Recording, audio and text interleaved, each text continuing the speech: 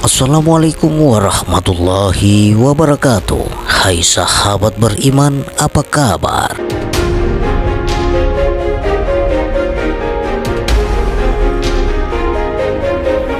Segala puji hanya milik Allahu Rabbi. Segala zat Maha Ghafur, Zat yang Maha Syukur, yang telah memberikan beribu-ribu nikmat yang tidak terukur. Seandainya lautan yang ada di muka bumi ini Allah jadikan sebagai tinta, lalu pepohonan-pepohonan Allah jadikan pena, dan dedaunan Allah jadikan kertas, niscaya dia tidak akan cukup untuk menuliskan nikmat-nikmat yang Allah berikan kepada kita. Salawat serta salam semoga tercurah limpahkan kepada Nabi akhirul zaman, seorang nabi yang lahirnya saja membuat goncang alam semesta, membuat heboh para malaikat Allah Subhanahu wa Ta'ala, yang kalau bukan karena tidak akan Allah ciptakan alam semesta ini. Siapakah dia? Tidak lain dan tidak bukan, yaitu baginda Nabiullah Muhammad sallallahu alaihi wasallam. Sahabat beriman yang dirahmati oleh Allah Subhanahu wa Ta'ala, kali ini kami akan membuka simbolisme jari jemari tangan.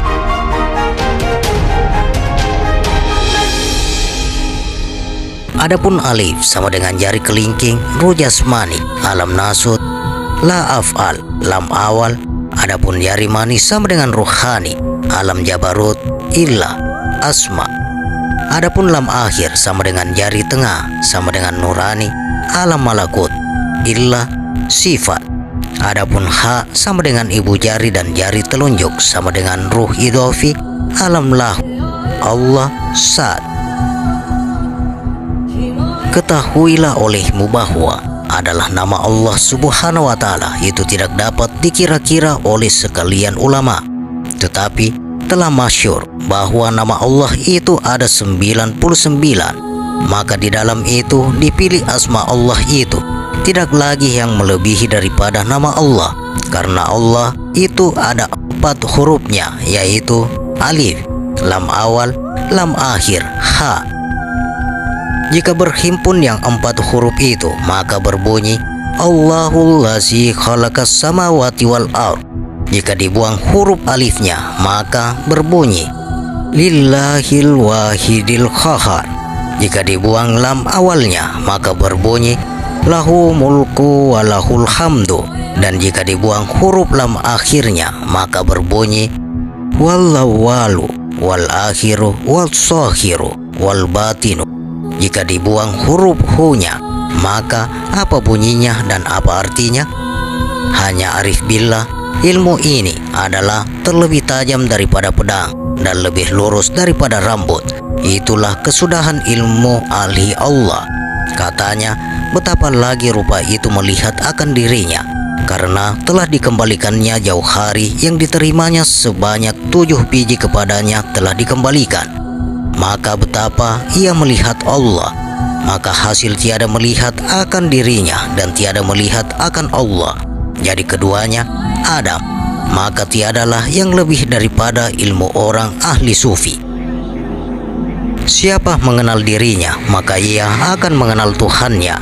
Alam tubuh itu hati, alam hati itu nyawa, alam nyawa itu sir, alam sir itu Allah. Maka adapun Allah itu nama, itu menunjukkan adanya. Maka inilah ma'rifat yang sempurna. Kata orang arif billah, adapun hidupnya nafas itu karena ruh, hidupnya ruh itu serta akal, dan hidupnya akal itu serta ilmu, dan hidupnya ilmu itu serta iman dan amal, dan hidupnya iman itu serta tauhid. Keempat-empat unsur huruf pada kalimat Allah menempati 4 unsur yang lain dan bersinergi dalam membina kecemerlangan diri Nur Muhammad dalam batang tubuh manusia. Bagi meringkasnya, Risalah Ilmu Suhud menjelaskan dalam bentuk tabel sebagai berikut. Unsur yang 4, alif, zat, api, otak, rahasia sama dengan ma'rifat.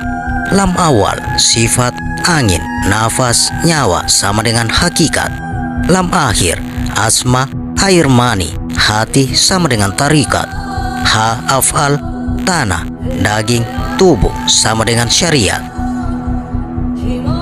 Mim sama dengan api, sama dengan alam lahut, sama dengan kepala, sama dengan pendengaran. Ha sama dengan angin, sama dengan alam malakut, sama dengan tangan, sama dengan penciuman. Mim sama dengan air, sama dengan alam jabarut, sama dengan pusat, sama dengan penglihatan. Dal sama dengan tanah, sama dengan alam mul, sama dengan kaki, sama dengan pengrasa. Adapun zikir atau kata Allah itu menunjukkan rupanya Allah Subhanahu wa Ta'ala yang pada kita hati namanya. Adapun sebabnya zikir Allah itu dikatakan rupa Allah karena kata Allah itu mengandung rahasia kita, Jibril, Nur Muhammad dan Zat Allah Ta'ala. Alif menunjukkan rahasia kita, lam awal menunjukkan Jibril, lam akhir menunjukkan Nur Muhammad, dan ha menunjukkan Zat Allah Ta'ala. Inilah kunci wasiat alif, lam, mim. Kita biasa dengan kunci ini, cuma kita tidak berperasaan. Kita sering lakukan kunci ini, cuma kita tidak memahami dan tidak merasakan.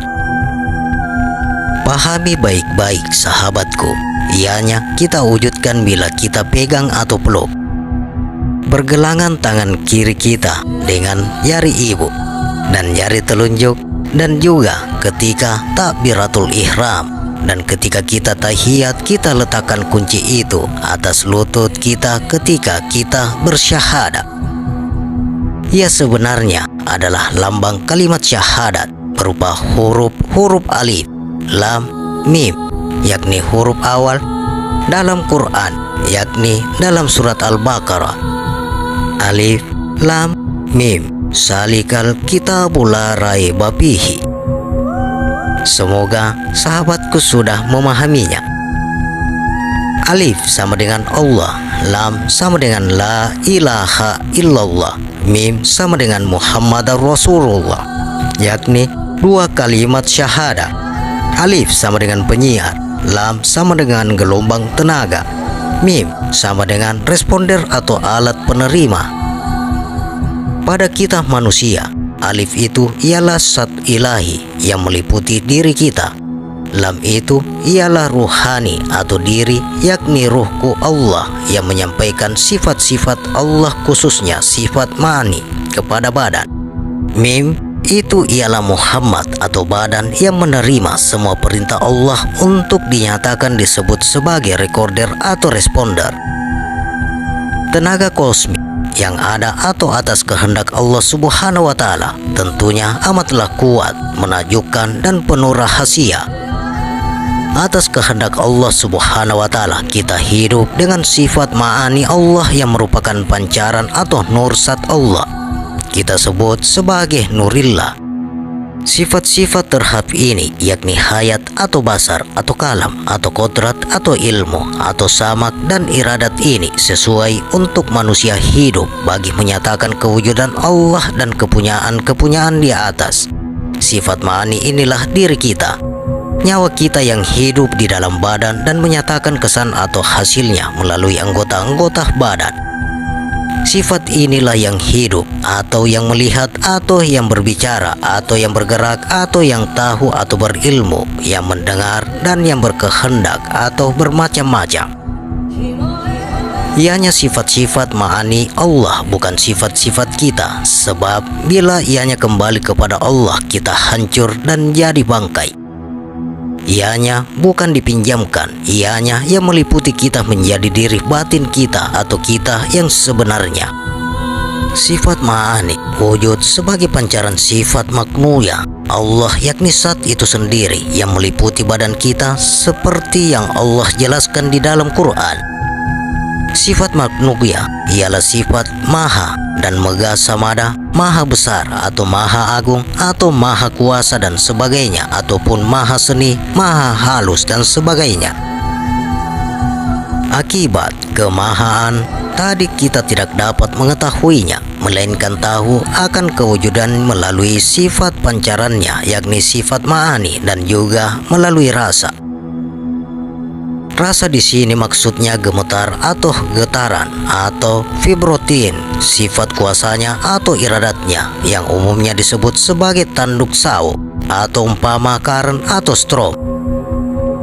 Umumnya kita hidup dan berbuat dengan sifat ma'ani, yakni sifat terhab atau sifat hamba. Jika kita berniat bahwa Allah yang berbuat karena hanya Allah yang wujud, maka Allah lah yang berbuat melalui sifat maha-mahanya, yakni sifat maknuya. Maka jadilah sebab kesan sifat maknuya ialah perintah, jadi atau kun. Manakala kesan sifat ma'ani ialah mengakui, telah jadi dan sempurna, yakni fayakun. Untuk sampai ke tahapan ini, kita hendaklah yakin sepenuhnya yakin, tanpa sedikit pun keraguan pun bahwa yang wujud hanya Allah dan yang berbuat hanya Allah. Bila ini diyakini, kita telah berserah sepenuhnya kepada Allah, sebab pada kesadaran kita yang wujud hanya Allah secara otomatis memfanakan kewujudan diri kita. Inilah maksud baginda Rasulullah Sallallahu Alaihi Wasallam, binasa jasad maka nyatalah Allah. Caranya ialah pegang kunci alif, lam, mim, baca bismillah, niat apa yang kita hajati, mengucap 2 kalimat syahadat dengan bertasdik bahwa yang wujud hanya Allah dan berbuat hanya Allah. Maka niat itu akan termakbul atau dimakbulkan Allah, sebab Allah yang berbuat dan kita yang berbadan yang melakukan atau melaksanakan perbuatan Allah tadi, dikarenakan kita telah esakan Allah atau nyawa atau badan menjadi satu atau esa bergelar aku.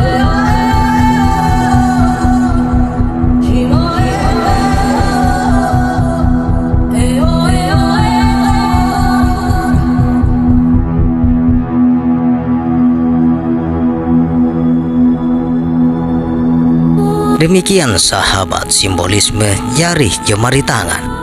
Bagaimana pendapat Anda? Silakan share pendapat menarik Anda pada kolom komentar.